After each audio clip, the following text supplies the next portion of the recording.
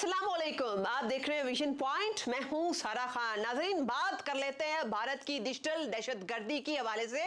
किस तरीके से जो है भारत वो पूरे खित्ते को डिजिटली कंट्रोल करने की कोशिश कर रहा है और सहूनी कुव्वतों का आलाकार बनकर उसने जिस तरीके से ईरान की सिक्योरिटी को कॉम्प्रोमाइज किया है, अपनी 20 साल सॉफ्टवेयर की इजारादारी के जरिए से भारत किस तरीके से अपने मकरूद तरीन अज़ाइम उनको फुलफिल कर रहा है, और एक और यहूदो हनूद नेक्सेस इसको भी डिबंक करने की कोशिश करेंगे कि यह किस तरीके से इस्लामी ममालिक की सिक्योरिटी के साथ खिलवाड़ कर रहा है और भारत जो है वो डेवलपमेंट के नाम के ऊपर, टेक्नोलॉजी के ऊपर नाम पर, साइफाई के नाम के ऊपर किस तरीके से अपने जियोपॉलिटिकल एम्बिशंस को अमली जामा पहनाने में मसरूफ है।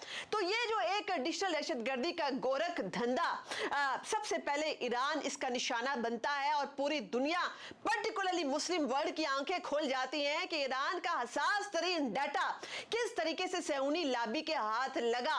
जो एक एक मालूमात उसके साइंसदानों की थी, उसके हवाई अड्डों की थी, इंपॉर्टेंट अपडेट्स के हवाले से हसास तरीन अस्करी तनसीबात, ये तमाम मालूमात इंतहाई एक्यूरेसी, इंतहाई प्रिसीजन के साथ कैसे सहूनी आलाकारों तक पहुंचती हैं। तो उसका जवाब यह है कि भारतीय सॉफ्टवेयर कंपनीज, टेक जायंट्स जो ईरान के अंदर ऑपरेट कर रहे थे, भारतीय कोडर्स, भारतीय प्रोग्रामर्स जो है, ये सब के सब मिलकर जिस तरीके से हसास डाटा चोरी करने के अंदर मसरूफ थे।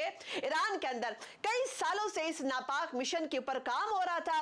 ये तमाम चीजें जो है तहलका खेज इंकशाफात हमारे सामने रखे हैं जी। ऑस्ट्रेलवी इन्वेस्टिगेटिव जर्नलिस्ट मैरियो नोफिल ने वो बाकायदा अपने एक्स के ट्विटर के अंदर जो है एक्स लाइव सेशन के अंदर बाकायदा वो दुनिया को ये बात बताते हैं, बावर कराते हैं कि भारत किस कदर एक डिजिटली रोग स्टेट है और उसने ईरान की पूरी सिक्योरिटी का ढांचा कॉम्प्रोमाइज किया।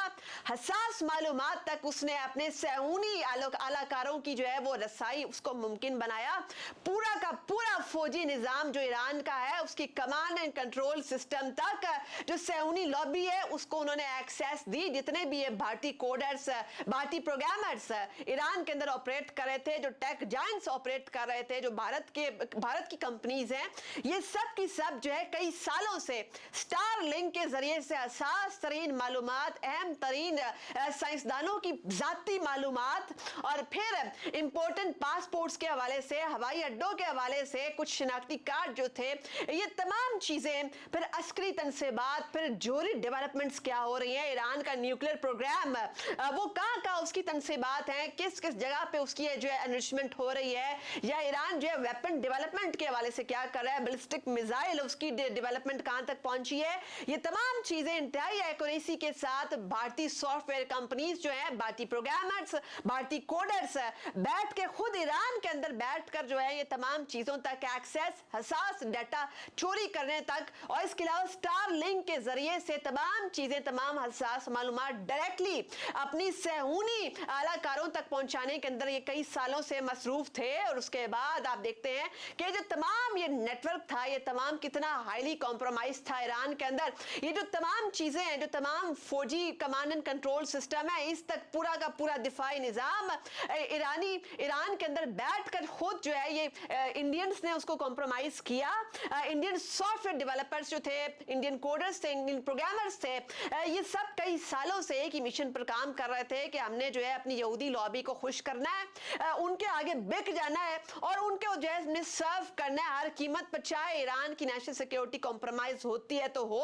वो इस मिशन के ऊपर जो है कई सालों से काम कर रहे थे। अब आईटी माहिरीन वो इस हवाले से क्या कहते हैं, दुनिया भर के आईटी माहिरीन जो है वो इस वक्त ईरान को ये मशवरा दे रहे हैं कि ईरान को अपने डिजिटल ढांचे के अंदर जो है इमीडिएटली जो है वो बड़े बड़े इक़दाम करने होंगे। उसको बाकायदा मकामी सॉफ्टवेयर के ऊपर, मकामी आईटी डिजिटल ढांचे के ऊपर जो है पूरा का पूरा शिफ्ट करना पड़ेगा।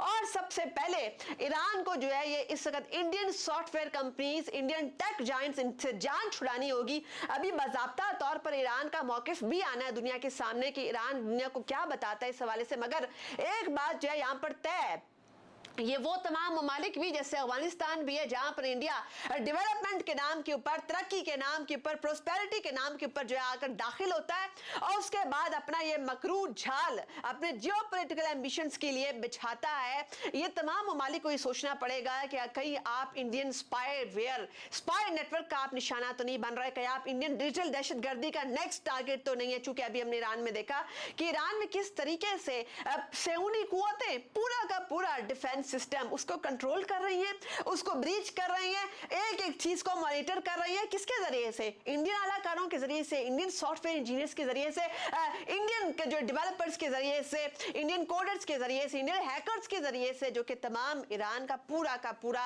National command and control security system पूरा का पूरा उन्होंने हाईजैक किया हुआ था और उसको ब्रीच किया हुआ था।